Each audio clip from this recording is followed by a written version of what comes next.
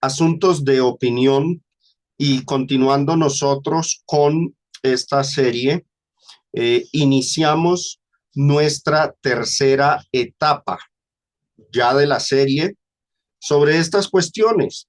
Nuestro tema en esta noche es el cristiano y la Navidad, y es la primer parte apenas de esta temática.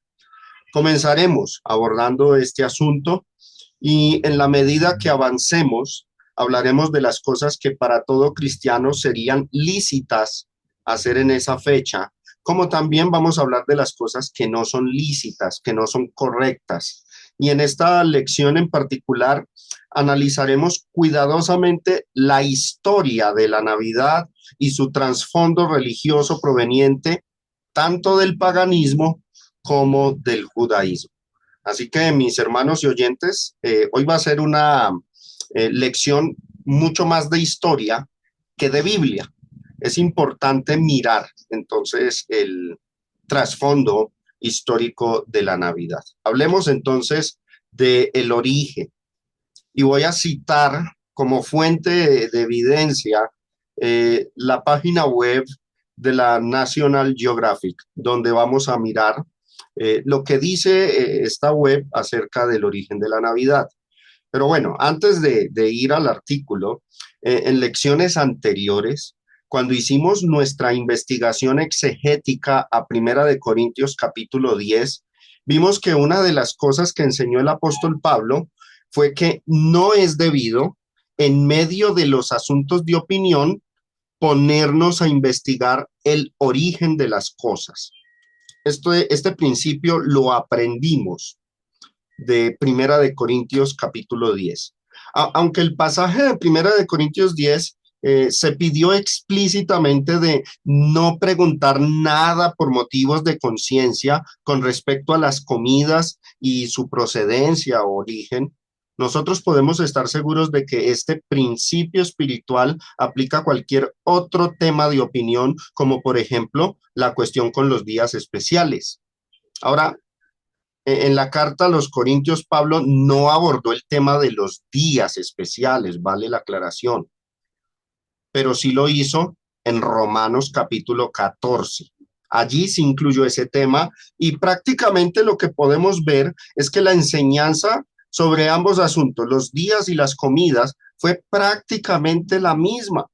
Por esa razón, podemos afianzarnos en el hecho de que la enseñanza general del apóstol Pablo, tanto en la carta a los romanos como en la epístola a los corintios, envuelve ambas cosas, los días y las comidas, e incluso más, porque los principios espirituales que podemos sustraer de la enseñanza general del apóstol Pablo deben aplicarse, mis hermanos, a todo asunto de opinión.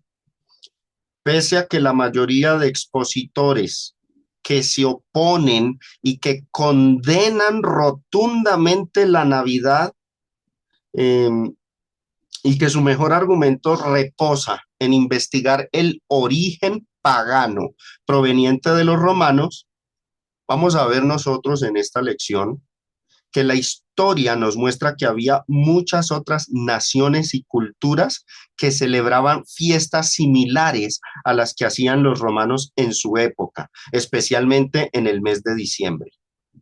El pueblo de Israel, mis amados hermanos, no fue ajeno a estas costumbres y prácticas, que es lo que muchos suponen, pero cuando se estudia la historia y el trasfondo cultural, nos damos cuenta que no fueron ajenos a ese asunto, porque el pueblo de Israel también tenía una fiesta particular que se celebraba en el mes de diciembre. Lo curioso de todo esto es que los opositores a la Navidad o a alguna de las costumbres que se hacen en diciembre, nunca suelen vérseles mostrando esa trascendencia u origen religioso judío, sino que señalan única y exclusivamente el origen pagano romano. Yo les invito a que miremos la evidencia histórica sobre este asunto para que saquemos nuestras propias conclusiones. Y cito el artículo que dice, eran varias las festividades que tenían lugar a finales de diciembre en territorio romano, coexistiendo durante los inicios del cristianismo.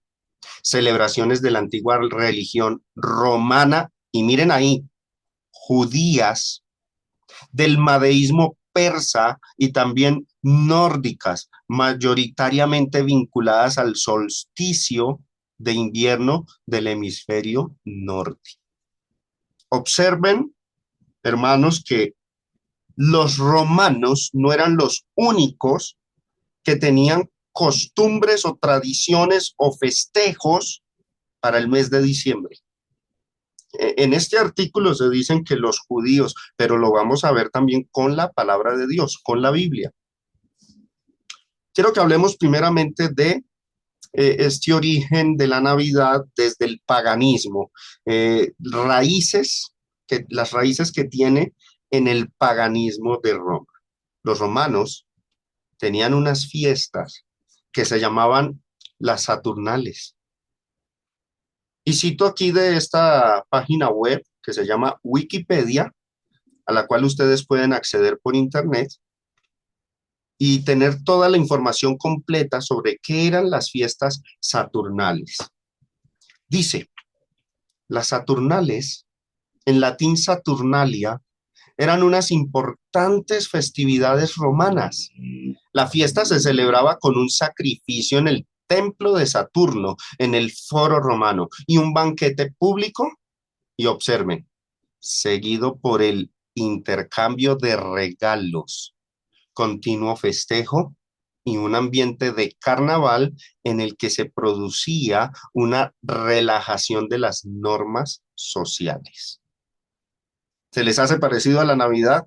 Claro que tiene su tinte y podemos ver que la Navidad tenía su trasfondo en el paganismo de Roma. Dice, había intercambio de regalos en estas fiestas saturnales, un continuo festejo y un ambiente de carnaval. Sobre todo aquí en Colombia o en zonas de la costa se ve bastante ese tipo de ambiente para el mes de diciembre.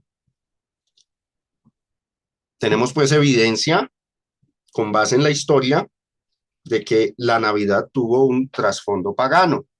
Sigue diciendo, Saturnalia, en honor de Saturno, fue introducida alrededor del año 217 antes de Cristo para elevar la moral de los ciudadanos después de una derrota militar sufrida ante los cartagineses en el lago Trasimeno. Oficialmente se celebraba el día de la consagración del templo de Saturno en el foro romano. Miren la fecha, el 17 de diciembre, con sacrificios y banquete público festivo.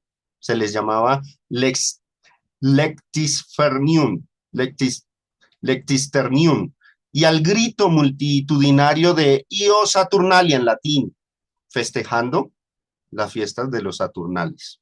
Ahora, dice, en las fiestas saturnales se decoraban las casas con plantas y se encendían velas. Es como el ancestro de la Navidad, ¿no?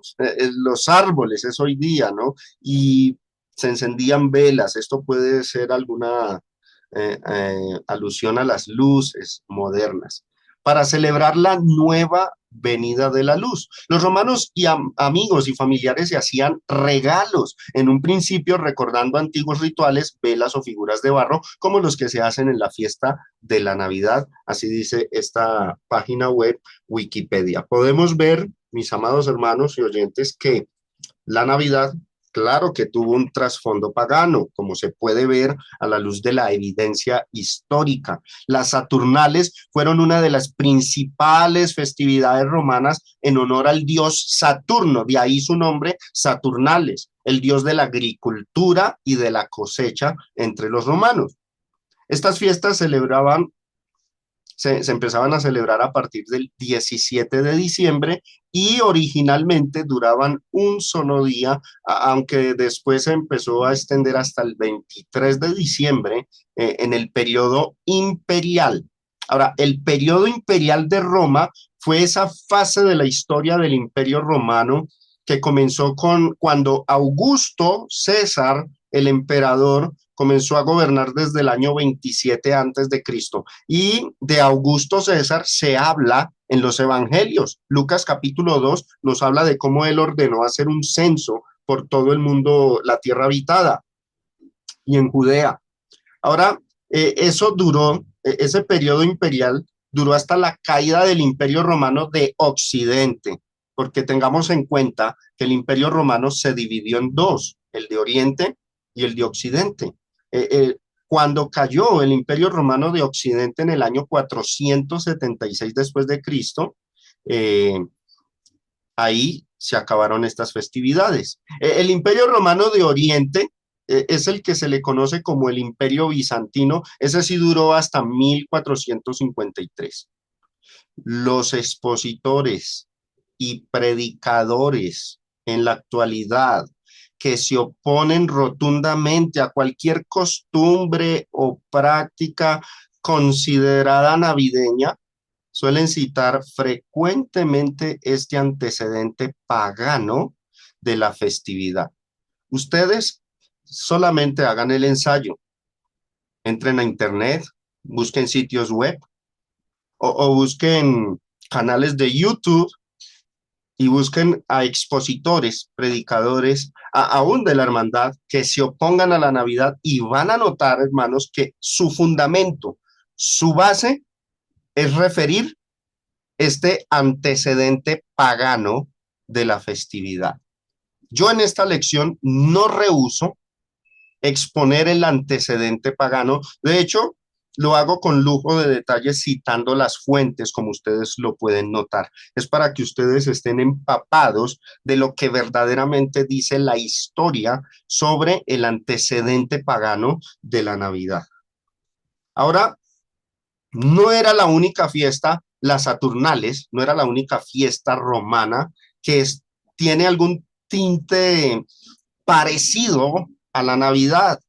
Existía otra festividad romana que se llevaba a cabo también en diciembre, aunque esta festividad de la que les voy a hablar surgió muchos años después de haber surgido las Saturnales. Y esa festividad se llamaba el Sol Invictus o el Sol Invicto. Y cito nuevamente del sitio web de la National Geographic el artículo que dice, observen, el 25 de diciembre ya era una fecha de celebración para los romanos.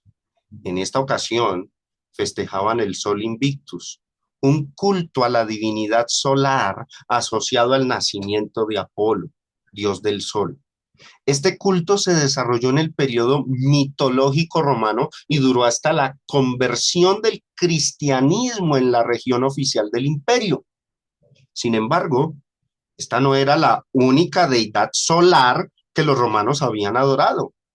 El mismo emperador Constantino dio mucho valor a la figura del Sol Invictus e incluso usó su imagen en las monedas del imperio y observen lo que dice. Y decretó que los domingos serían un día de descanso dedicado a honrarlo. En el imperio romano el día domingo era el día del sol. Es más, en inglés se llama Sunday, que significa día del sol. Sin embargo, miren cómo acabó esta creencia pagana. Dice, la llegada del cristianismo catalogó el culto al dios del sol como una celebración pagana.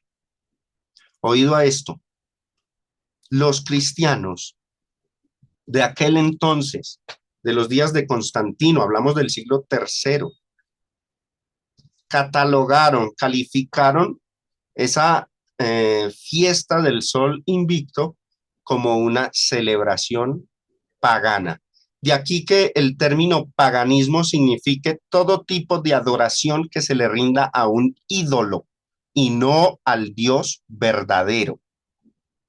Yo escucho a muchos hoy día decir que la Navidad es una fiesta pagana, pero estoy seguro que si uno le pregunta a esas personas qué significa el término pagano, no saben responder. Paganismo es la adoración a ídolos, la idolatría a dioses que no sean el Dios verdadero. La Navidad no puede ser catalogada como fiesta pagana porque ella actualmente está dirigida a Jesucristo. Por ende, no entra en la categoría de paganismo. En cambio, el Sol Invictus, sí entra en esa categoría. Aquí tenemos, hermanos, la segunda fiesta romana que se llevaba a cabo en el mes de diciembre, que era la fiesta del Sol Invictus, en latín Natalis Solis Invicti, nacimiento del Sol Invicto, mientras que los romanos llamaban al dios del Sol simplemente Sol. Los griegos se referían a esa divinidad como Helios y años más tarde le llamaron Apolo. Merece resaltarse que esta festividad romana no fue temprana como las Saturnalias, sino que su origen fue tardío. Es más, se cree que el emperador romano Aureliano, que reinó desde el año 270 al 275, fue el que la consolidó, fue quien la formalizó en el Imperio Romano. Lo convirtió este día en un día especial del Imperio Romano, en el año 274, un año antes de que culminara su gobierno. Aureliano consagró un gran templo al Sol Invicto en Roma y estableció su culto como un medio para unificar al imperio bajo una divinidad común, elevando al Sol Invicto como el protector y símbolo de la gloria del Imperio Romano. Aureliano también fijó la fecha del 25 de diciembre como el día oficial para celebrar el nacimiento del Sol Invictus. Ese día representaba para los romanos la luz que triunfa sobre la oscuridad. Y para ellos, en su momento, esta fiesta se convirtió en una de las más importantes dentro del Imperio Romano. Notemos cómo pasaron entonces de las Saturnalias al día del Sol Invictus. Ahora, miremos cómo se acabó. ¿Cómo terminó esta festividad romana, pagana? Bueno, la página Wikipedia nos da el dato. Dice, la fiesta del Sol Invictus se acabó mediante el célebre edicto de Tesalónica de Teodosio I el 27 de febrero del año 380 después de Cristo, en el cual el emperador Constantino estableció, y observen ahí, mis hermanos, ¿qué estableció? Que la única religión del Estado era el cristianismo niceno. Cristianismo niceno basado en el credo de Nicea del año 312 después de Cristo. ¿Qué pasó? Prohibió de facto todas las otras religiones. El 3 de noviembre del 383, el día de descanso, el Dies Solis o el día del Sol Invicto fue renombrado como Dies Dominicus. Este término Dies Dominicus significa en latín el día del Señor. Es lo que hoy conocemos como el Domingo del Señor. Con la progresiva expansión del cristianismo como la religión oficial del Imperio Romano, especialmente después del Edicto de Tesalónica, el culto cristiano fue tomando mayor importancia en el imperio y mientras tanto las antiguas festividades paganas comenzaban a ser abolidas en el imperio. Los cristianos de aquella época abogaron porque se aboliera la adoración a una deidad pagana en un día especial del año y enfatizaron la necesidad de adorar al Dios verdadero en el día del Señor, o sea, el domingo. Cuando el cristianismo, mis hermanos, se propagó por el imperio, la festividad pagana del Sol Invicto fue decayendo hasta desaparecer. Yo quiero que noten algo. Eso de que la Navidad hoy día es el mismo día del Sol Invicto es falso. Los cristianos en el siglo tercero y cuarto abolieron, influyeron para que en el imperio se aboliera esa festividad pagana, para que la gente ya no siguiera adorando al sol invicto, sino que adoraran a Jesucristo. Ahora, es cierto que los cristianos de esa época no tenían tanta influencia como para eliminar por completo todas las festividades paganas del Imperio Romano. Y es que pensemos, amados hermanos y oyentes, lo siguiente: quitarle a una sociedad sus tradiciones es algo muy difícil. Pensemos nomás en los judíos, de cómo Dios permitió que luego de la muerte y resurrección de nuestro Señor Jesucristo, y luego de que se estableciera la iglesia, Dios permitió que los cristianos judíos continuaran guardando la ley por tradición y costumbre, porque de ipso facto era muy difícil quitarles esas costumbres. ¿Dónde leemos eso? Hechos capítulo 21, desde el versículo 17 al versículo 24. Miren lo que dice cuando Pablo llegó a Jerusalén. Cuando llegamos a Jerusalén, los hermanos nos recibieron con gozo. ¿Quiénes se reunieron aquí? Pablo, Bernabé, Lucas, con los cristianos en Jerusalén. Los hermanos de Jerusalén, por supuesto, nos recibieron con gozo. La iglesia en Jerusalén recibió a Pablo. Dice el verso 18: y al día siguiente Pablo entró con nosotros a ver a Jacobo, y se hallaban reunidos todos los ancianos. ¿Los ancianos de dónde? De la iglesia de Jerusalén, a los cuales, después de haberles saludado, ¿qué hizo Pablo? Les contó una por una las cosas que Dios había hecho entre los gentiles por su ministerio. Es decir, Pablo les dio un informe de todas sus actividades llevadas a cabo por Galacia y por todas las regiones donde él predicó el evangelio y estableció iglesias entre los gentiles. Les contó a los ancianos su obra, su ministerio. En el verso 20 observen lo que dice el texto. Cuando ellos lo oyeron, glorificaron a Dios y le dijeron: ya ves, hermano, cuántos millares de judíos hay que han creído. Y mire el detalle, obsérvenlo en pantalla. Y todos son celosos por la ley. Este detalle a muchos se les escapa. Este detalle suele pasar desapercibido ante muchos hermanos, ante muchos estudiantes y aún ante predicadores, porque la enseñanza de muchos es que la ley quedó abrogada en todo aspecto, en todo sentido, y que era pecado guardarla en todo sentido y bajo cualquier circunstancia. Pero aquí el texto nos está mostrando que los cristianos judíos, los judíos que habían creído, ellos seguían guardando la ley de Moisés. Ahora, observen, digamos, el reclamo que le hicieron estos ancianos de Jerusalén al apóstol Pablo.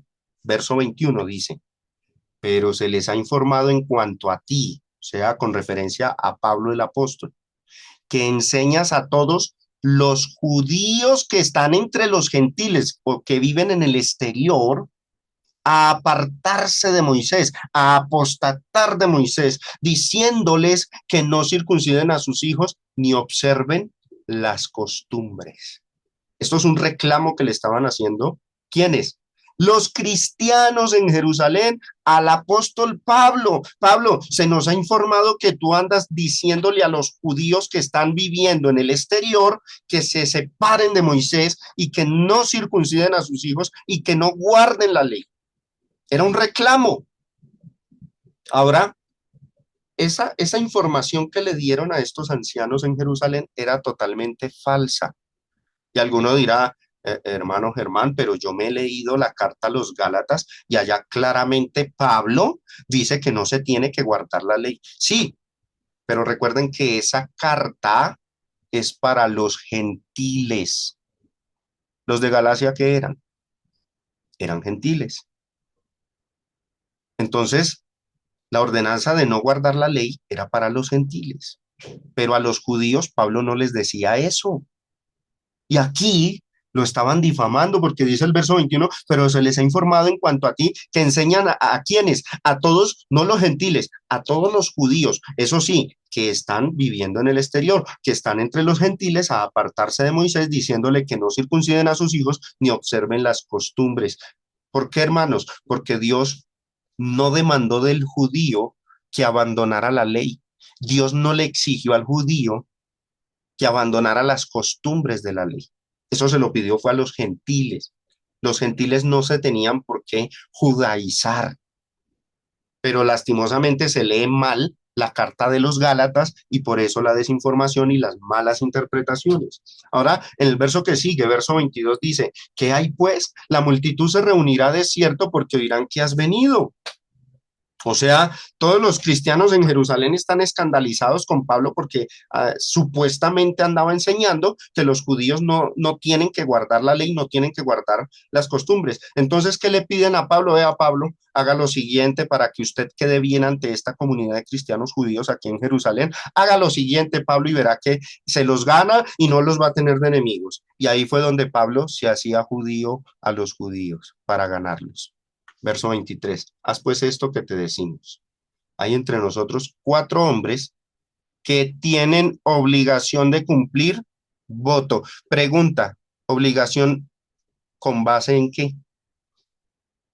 En la ley de Moisés, por supuesto, porque la ley de Moisés es la que muestra la ordenanza acerca de los votos.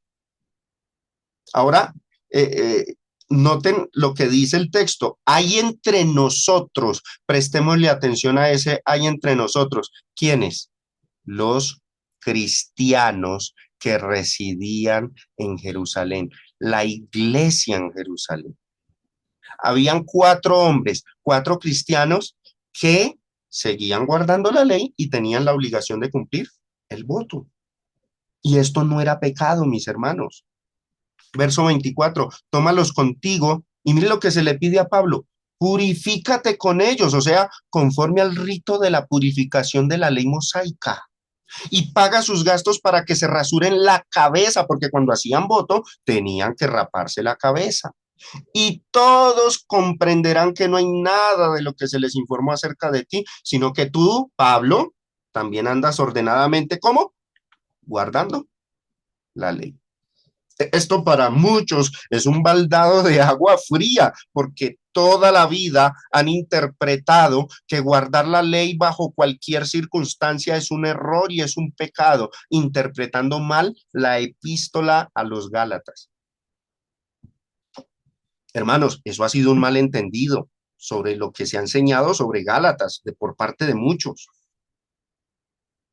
La prohibición sí está para los gentiles, pero a los judíos no. Y Pablo era judío, entonces Pablo podía guardar las costumbres de su nación y no pecaba. Verso 26. Entonces, ¿qué hizo Pablo?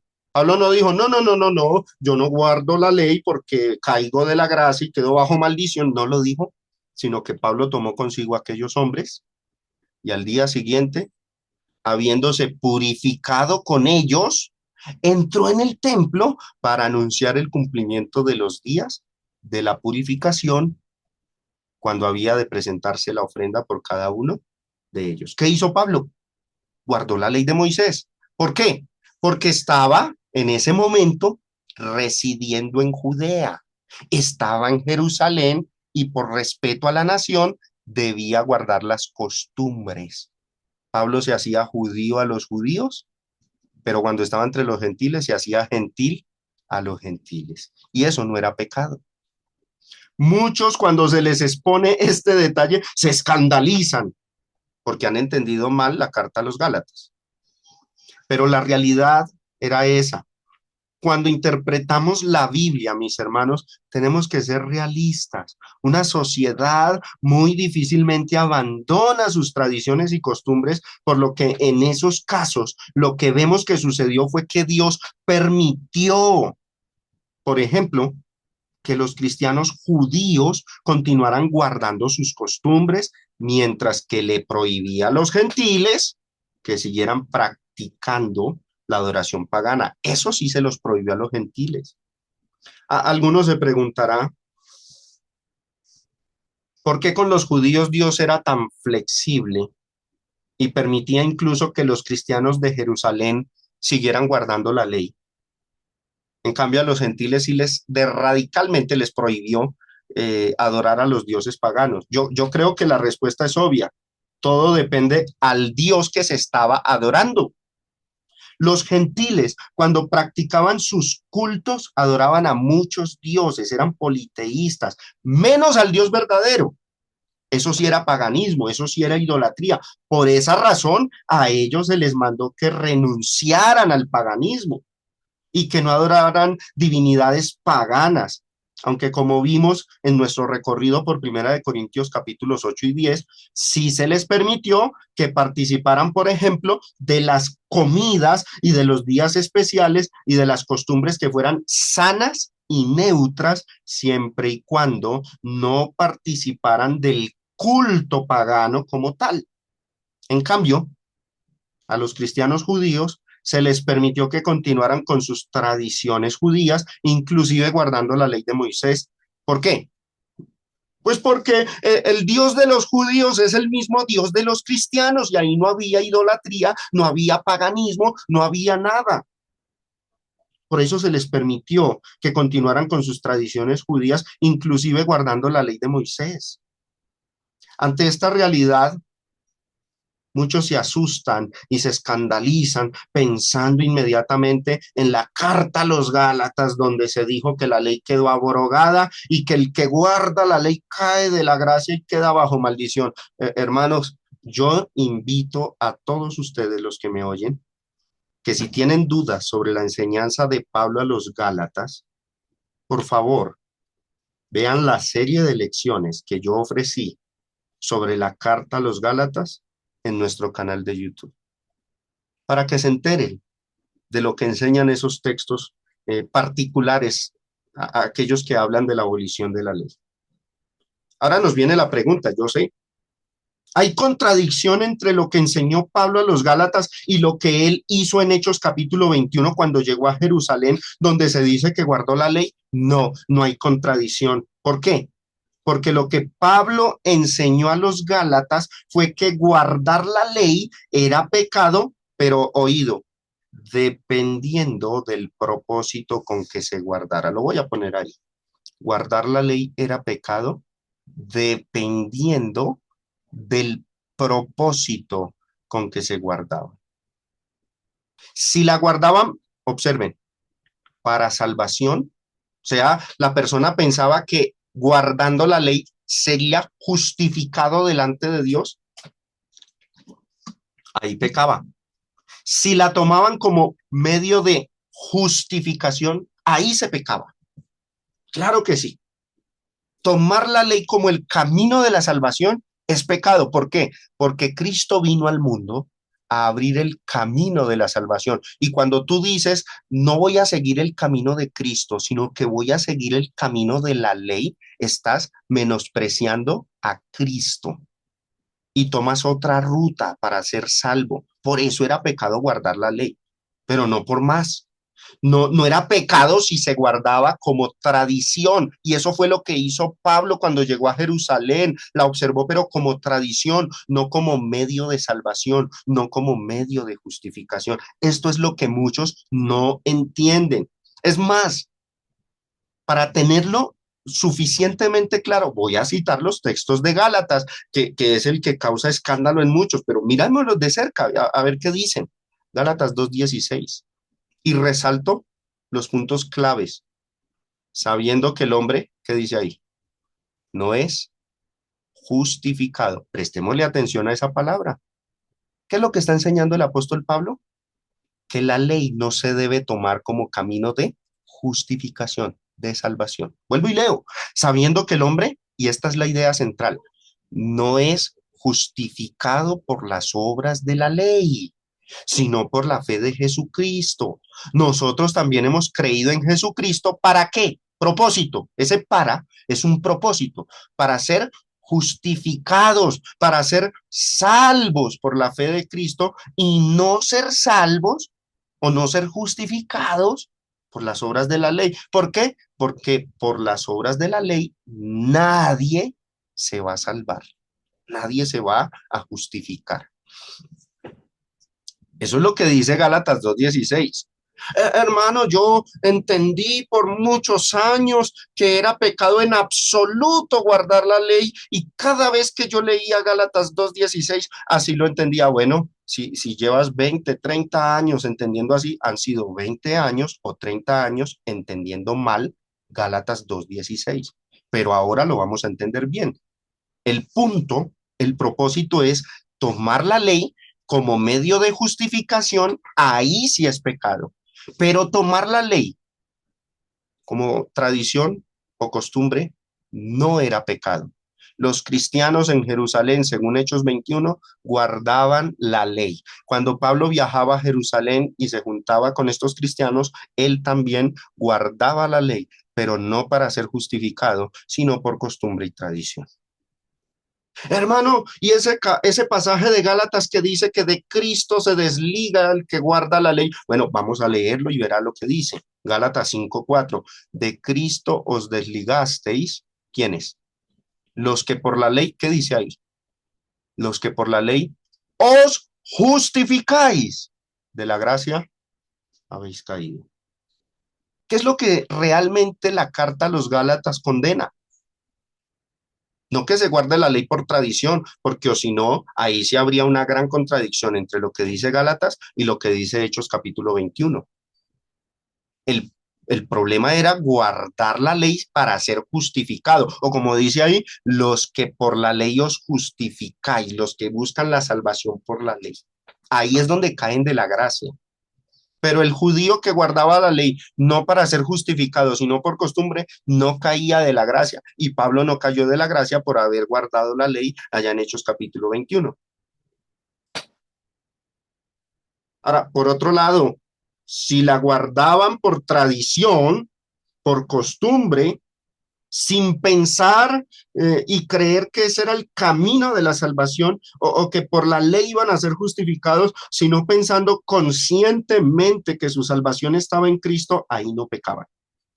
Y eso es lo que vemos nosotros que sucedió con los cristianos judíos que residían en Jerusalén y sus predicadores eran los apóstoles. Acordémonos que Jerusalén tenía a los apóstoles como ancianos, predicadores y tenían hombres inspirados que los guiaban. Podemos determinar que esos cristianos judíos que residían en Jerusalén y no solamente en Jerusalén, sino en toda Judea, guardaban la ley no para ser salvos, sino por simple tradición y costumbre. Y en ese sentido, esa acción no se constituía por Dios como pecado o motivo para perder la salvación. Hechos 15, y es que aquí nos dice cuál era el problema. Leámoslo bien detenidamente. Entonces algunos que venían de Judea enseñaban a los hermanos, si no os circuncidáis conforme al rito de Moisés, que era lo que alegaban, no podéis ser salvos. Ahí sí se pusieron de pie los apóstoles y entraron en debate, entraron en polémica porque la enseñanza de estos judaizantes era que la ley era para salvación. Y eso es lo que le responde Pedro, verso 10. Ahora pues, ¿por qué tentáis a Dios poniendo sobre la cerviz de los discípulos un yugo que ni nuestros padres ni nosotros hemos podido llevar? O sea, ¿cómo se les ocurre que nos van a trazar la ley como medio de salvación? Así no es. Antes creemos que por la gracia del Señor seremos ¿qué? Salvos. De igual modo que ellos. O sea, la salvación no es por la ley, la salvación es por la gracia del Señor. En el verso 19 dice, por lo cual yo juzgo que no se inquiete a los gentiles que se convierten a Dios. ¿Qué estaban haciendo los judaizantes? Diciéndole a los cristianos gentiles que si no guardaban la ley no iban a ser salvos. ¿Qué dicen los apóstoles? No, no se inquieten a los gentiles, díganle que no necesitan guardar la ley para ser salvos. No tienen por qué. Verso 24, por cuanto hemos oído que algunos han salido de nosotros, a los cuales no dimos orden, os han inquietado con palabras perturbando vuestras almas, mandando circuncidaros y guardar la ley. Es que el problema era cuando se imponía la ley, y ahí lo voy a señalar como medio de justificación. Ahora, en Hechos 21, ¿qué es el caso que tenemos? El caso que tenemos es de guardar la ley por tradición, no para salvación. Son cosas muy diferentes, propósitos diferentes que hay que comprender para poder interpretar bien la enseñanza acerca de la abolición de la ley. La enseñanza, mis hermanos, sobre guardar la ley de Moisés ha sido una enseñanza que lastimosamente ha sido mal interpretada por la hermandad en general, creería yo. Este servidor que les habla sabe perfectamente que la idea que predomina en la actualidad en la mente de muchos hermanos, aún de expositores, es que guardar la ley de Moisés es malo y pecaminoso en todo sentido y bajo toda circunstancia. Sin embargo, cuando uno mira más de cerca la enseñanza de Pablo a los Gálatas y sobre todo cuando miramos cuidadosamente el polémico relato de Hechos capítulo 21, podemos notar que la abolición de la ley y su prohibición para con los cristianos gentiles surgió con el propósito de evitar la enseñanza de los judaizantes, ¿cuál?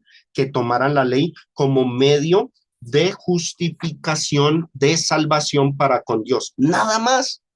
La ley no tenía problemas si se guardaba como costumbre y tradición, y menos tratándose del caso de cristianos que eran judíos, que vivían allá en Palestina, donde les era imposible convivir en sociedad sin observar la ley.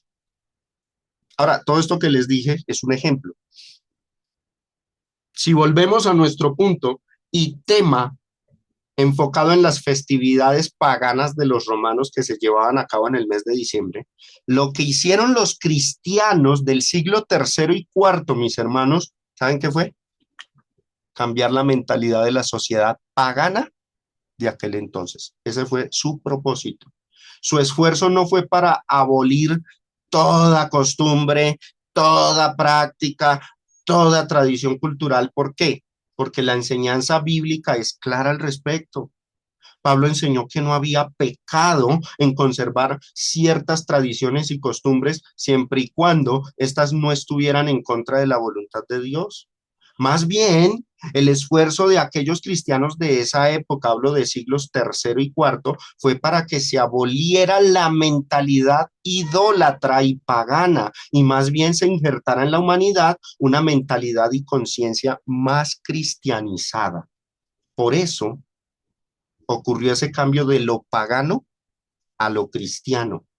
Por eso hubo esa transición donde las personas de esa época comenzaban a dejar de adorar y de pensar en los ídolos y dioses paganos para empezar a pensar y adorar a Jesucristo.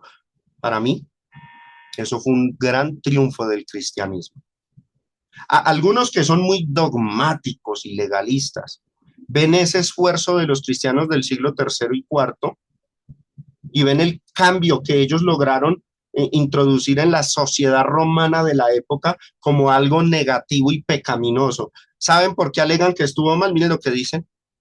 Dios nunca mandó a recordar el nacimiento, sino solamente la muerte en el acto dominical de la Santa Cena. Eso es lo que alegan.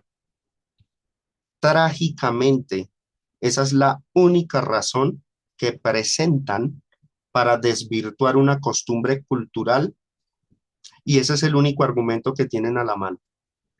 El que así arguye no ha aprendido la diferencia trazada entre el cristiano como iglesia y el cristiano como individuo. Ignora por completo este tema. Y recuerden que en este seriado yo di esa lección, los animo a que la repasen, la diferencia entre el cristiano como iglesia y el cristiano como individuo. Este tipo de comentario demuestra que tal persona no ha entendido que un cristiano tiene libertades en su vida social y secular, que no están restringidas por las ordenanzas dadas a la iglesia. No ha comprendido que las leyes que Dios le dio a la iglesia no se le pueden imponer al individuo fuera de la iglesia. Argumentar así es mezclar dos temas diferentes y la única intención que yo le veo al que se aferra a este argumento es el deseo de anularle la libertad que Cristo le ha dado al individuo. Todo por un escrúpulo, por un prejuicio y celo desmedido sin entendimiento de lo que dice siquiera. Hermanos, que para mí que los cristianos del siglo tercero y cuarto hayan logrado que toda una comunidad, una sociedad entera, un imperio completo como el romano, haya abolido sus costumbres paganas, sus tradiciones idólatras, para convertirlas en una tradición con tinte cristiano como la Navidad. Para mí, en lo personal, yo solo puedo ver eso como un triunfo del Señor sobre el paganismo. Y Jesús lo dijo en Juan 16:33: estas cosas os he hablado para que en mí tengáis paz.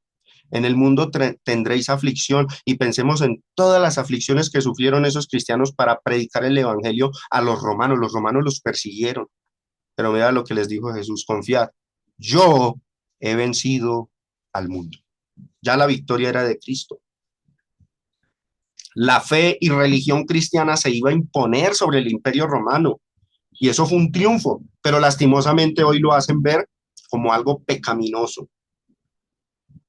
Que a la sociedad se le haya puesto una tradición y fecha especial donde todos tengan que recordar que a este mundo un día vino un Salvador, Jesucristo el Señor. Yo solo puedo verlo como un avance del cristianismo sobre esta sociedad corrompida. Yo quisiera incluso que hoy día, yo quisiera estas personas que están dedicadas al pecado y a la perdición, esta sociedad, esos días dedicados a la perdición, se lograran cambiar por días conmemorativos para Dios, o para recordar a los hombres de Dios como Pablo, como Pedro, como Juan. Eso en sociedad se puede hacer. En la iglesia no, pero en la sociedad sí se puede hacer. Yo les pregunto a ustedes, ¿qué pecado puede haber, mis hermanos, si, por ejemplo, hoy día lográramos nosotros como cristianos cambiar el día del orgullo gay por el día del orgullo cristiano? ¿Usted le ve pecado a eso? Ah, es que Dios no mandó. Bueno, a la iglesia no, pero no estamos hablando del cristiano como iglesia, estamos hablando del cristiano en la sociedad. Si se lograra, si algún gobernante fuese cristiano y lograra cambiar ese día del orgullo gay por un día de orgullo cristiano, donde salgan con banderas blancas, ¿usted le vería algo de mal? ¿Usted diría que está mal y preferiría entonces que se regresara al día del orgullo gay como cristiano en esta sociedad? Yo me pregunto eso. ¿Usted se opondría diciendo que eso está mal, que es pecado? ¿Cuál sería su argumento? Ah, que Dios no mandó días de orgullo cristiano. Bueno, si usted es de los que piensa que es mejor que el paganismo avance, que el paganismo triunfe y que el cristianismo decaiga, entonces lo mejor que nos puede ocurrir a nosotros como sociedad cristiana es que el Señor venga y destruya todo, incluyéndonos a nosotros mismos. Mateo 5:13: vosotros sois la sal de la tierra, pero si la sal se desvaneciere, ¿con qué será salada? No sirve más para nada, sino para ser echada afuera y hollada por los hombres. Mis hermanos, yo creo que en este asunto, en esto hemos estado haciendo muy mal las cosas. ¿En qué momento se nos ocurrió como cristianos oponernos a una costumbre o práctica cultural externa, fuera de la iglesia, donde por lo menos a la gente se le está impulsando a recordar que un día en la historia de este mundo nació el Salvador? ¿En qué momento pensamos que estuvo bien luchar contra cosas así, condenarlas, censurarlas? Y me pregunto, ¿para qué? ¿Qué logramos con eso? ¿Usted de verdad está feliz si diciembre dejara de ser una fecha donde se recuerda a Jesucristo y el mundo se olvidara completamente que nació el Salvador y vino al mundo, y más bien conviertan ese mes en algo pagano otra vez como era antes del siglo tercero? ¿Usted estaría contento con eso, con ese retroceso? ¿Qué piensa de la Semana Santa también? Incluyámosla acá. ¿Te sentirías feliz si en Semana Santa los canales de televisión dejaran de transmitir películas de la pasión y muerte de nuestro Señor Jesucristo para que transmitan música vulgar o programas pecaminosos? Te pregunto, mi hermano, mi hermana, y reflexiona en tu lugar, ¿estarías feliz con eso? ¿Estarías satisfecho? Con nuestra actitud legalista y dogmática, lo que estamos logrando es eso, un retroceso del cristianismo al paganismo. Y creo que esa no es la voluntad de Dios. La Navidad, si se toma como un acto cultural fuera de la iglesia, no tiene ningún problema. Y si se señala que es que tiene tinte religioso, que conmemora el nacimiento de Cristo, eso, mis hermanos, en vez de buscarle el lado oscuro, el lado negativo, el lado pesimista, si lo medimos con cordura, sin prejuicios, sin celos dogmáticos y considerando todo lo que hemos aprendido en esta serie, y si lo ponemos en una balanza justa, es mucho mejor tener que ver a la sociedad usar diciembre para cosas con tintes cristianos o espirituales que verlos hundirse en prácticas paganas, pecaminosas y carnales. Ahora, en algo sí estoy de acuerdo, y es que injertar las prácticas navideñas dentro de los cultos en las iglesias es un error. Eso es lo que no se puede hacer. Y esto lo dejo claro para que después no digan, el hermano Germán defiende la Navidad a capa y espada. Y no, jamás, jamás yo permitiría que una práctica fuera de la iglesia se injertara, se añadiera dentro de los cultos en las iglesias, como hacen algunas denominaciones.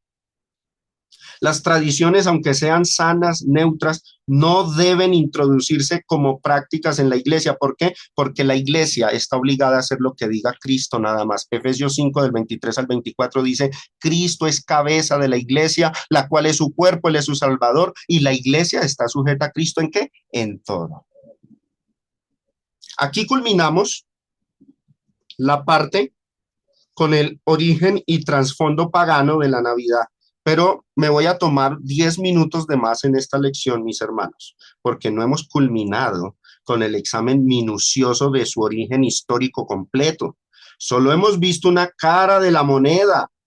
La Navidad, para sorpresa de muchos, y oído a esto que voy a decir, lo que a muchos no le dicen en los púlpitos, lo que poco se enseña, lo que no se predica sobre la Navidad en su trasfondo histórico es que su origen no fue única y exclusivamente pagano, sino que también tuvo un antecedente en el pueblo judío. Y vamos a ver las raíces de la Navidad en el judaísmo. Hay una fiesta judía que se llama Hanukkah. Se celebraba desde antes de Cristo. Y cito este sitio web de la National Geographic para referirlo.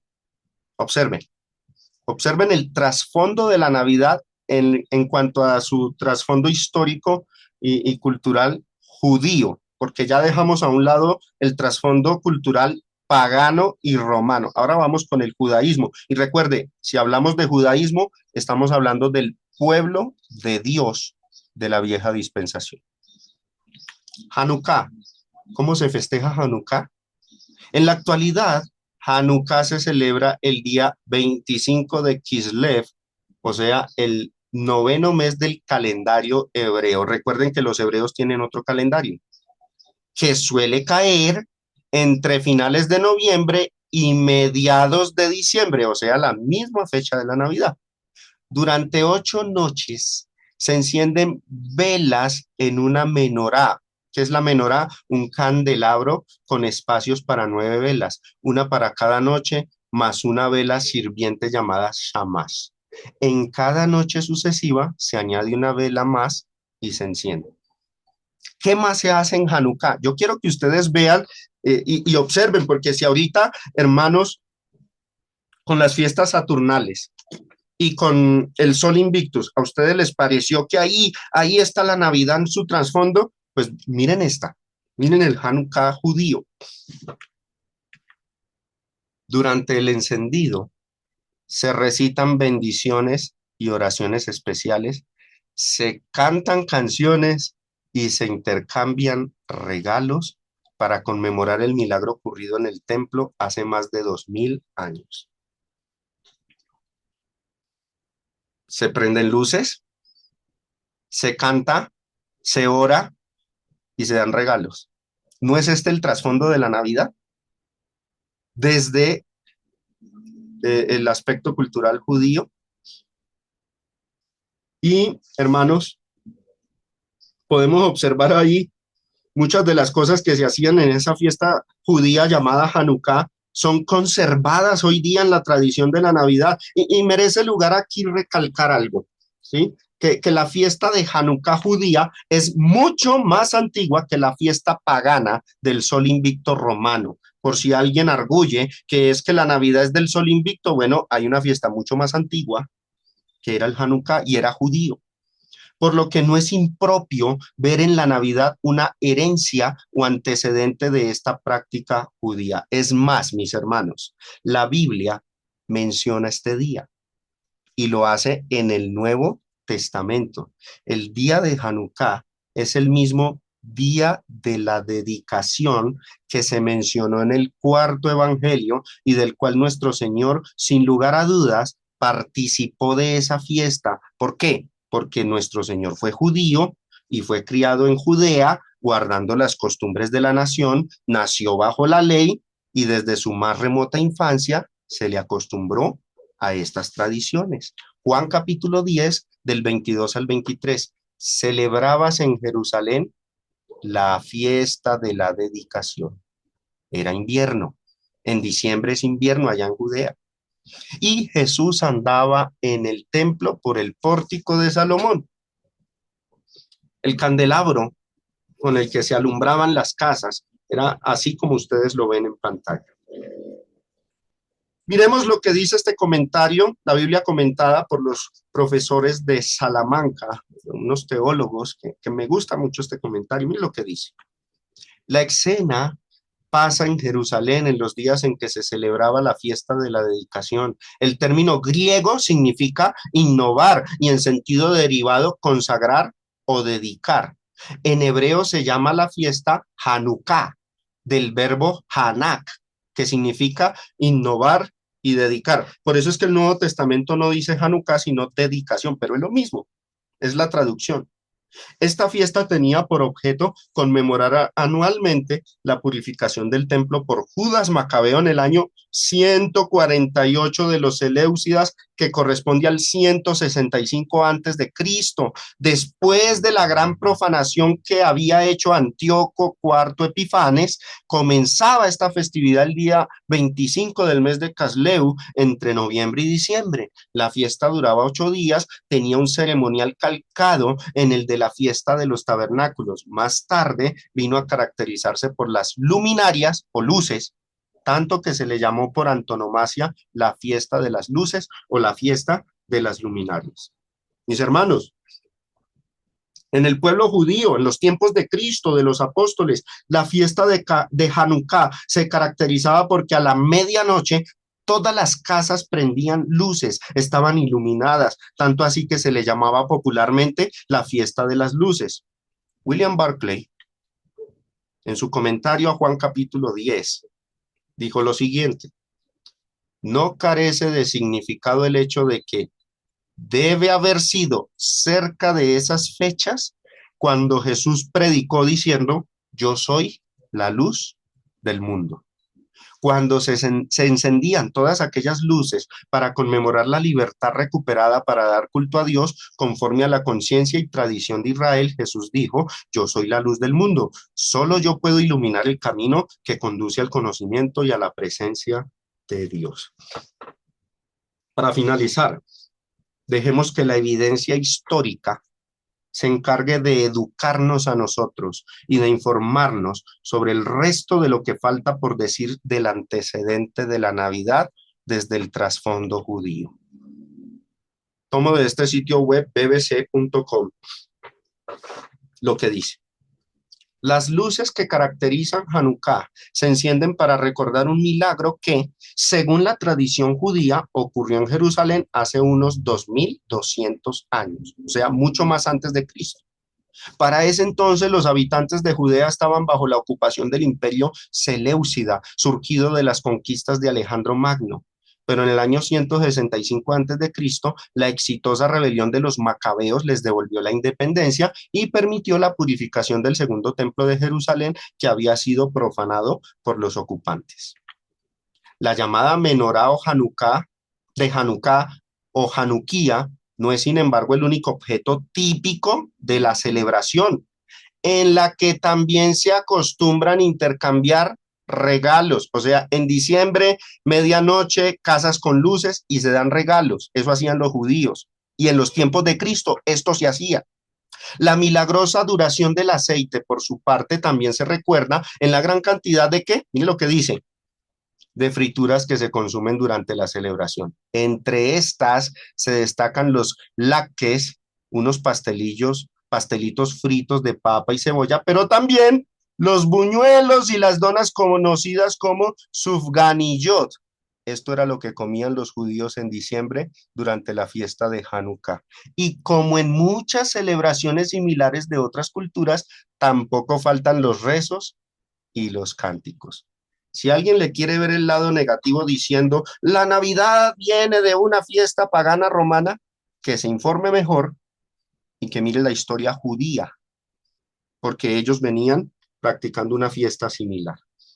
Y culminamos diciendo, de hecho, por sus tradiciones y ubicación en el calendario, o sea, en diciembre, Hanukkah es a menudo comparada con la Navidad cristiana, mientras que en India hay quien la describe como el Diwali judío, en referencia al Festival de las Luces hindú.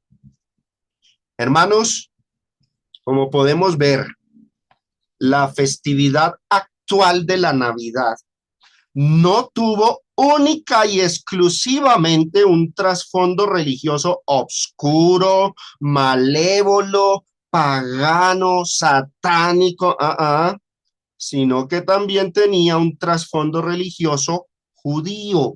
Y en este caso, hablamos, hermanos, del pueblo que por aproximadamente 1500 años fue reconocido como el pueblo de Dios.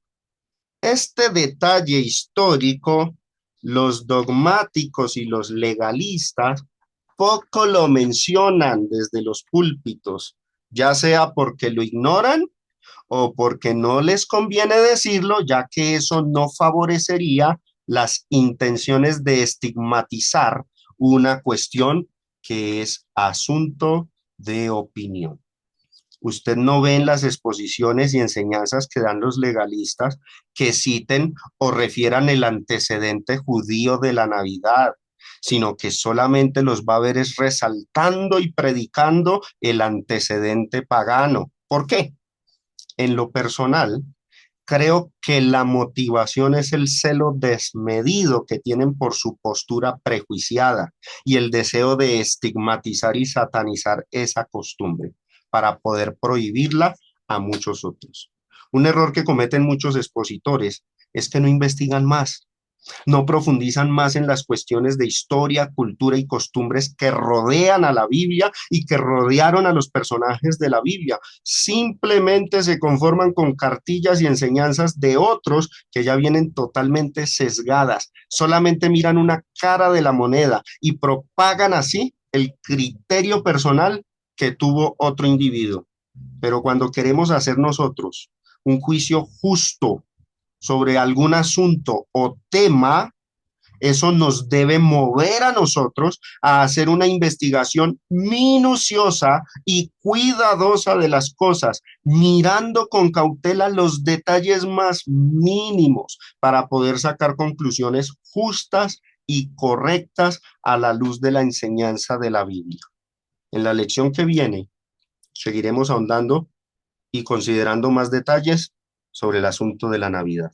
Gracias por la atención que me prestaron y que el Señor les bendiga.